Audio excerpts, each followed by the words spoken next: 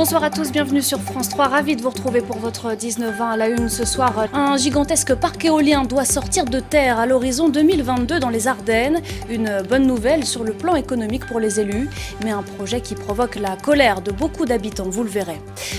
Dans les Ardennes, un gigantesque parc éolien doit sortir de terre d'ici 2022. Il doit s'étendre sur 7 communes du Rethèlois et du Vouzinois. Un projet porté par EDF et Winvision. Si les élus se félicitent de futures retombées économiques, certains habitants sont vent debout. Leïla Sali avec Daniel Samulzik. Des dizaines d'éoliennes à l'horizon et peut-être de nouvelles d'ici 2 ans dans ce champ en périphérie de Juniville. Ce village pourrait en accueillir 8 dans le cadre du projet du Mont des Quatre Faux. Une aubaine pour le maire de la commune. Pour les 8 éoliennes qui sont prévues à Juniville, il y en aura pour plusieurs dizaines de milliers d'euros de reversement à la commune de Juniville, tout confondu, que ce soit les impôts fonciers, les taxes, l'IFER, enfin voilà. Par an? Par an, oui, par an. Le projet prévoit l'installation de 63 mâts sur 5000 hectares répartis sur 7 communes.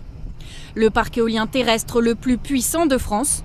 Il permettra de satisfaire la consommation électrique de presque toute la population ardennaise. Un chiffre à nuancer selon Christian Camusot. L'éolien, c'est fini. On y a cru, j'y ai cru. Globalement, une éolienne fournit ce qu'on attend d'elle à 1/4 à peu près de sa puissance. C'est comme si elle marchait 1 heure sur 4. Une énergie qui, selon Christian Camusot, est également à l'origine d'un autre type de pollution, sonore, mais aussi visuelle. Si vous regardez à l'horizon, on a une densité d'éoliennes extrêmement importante et on pourrait avoir ça au Mont des Quatre Faux, même encore plus puisque le terrain est encore plus bas, elle serait plus resserrée qu'ici. Imaginez-vous le soir, quand ce sont les lumières rouges qui clignotent, vous avez un effet stroboscopique énorme et vous avez de tous côtés ces lumières qui viennent complètement perturber la vision humaine, mais aussi les animaux. Le projet fait actuellement l'objet d'un recours en justice, déposé par un groupe de riverains contre cette implantation. Si la Cour d'appel de Nancy émet un jugement favorable, les travaux commenceront en 2022. Les éoliennes qui inspirent notre dessinateur du jour, Christophe Damien Débécourt.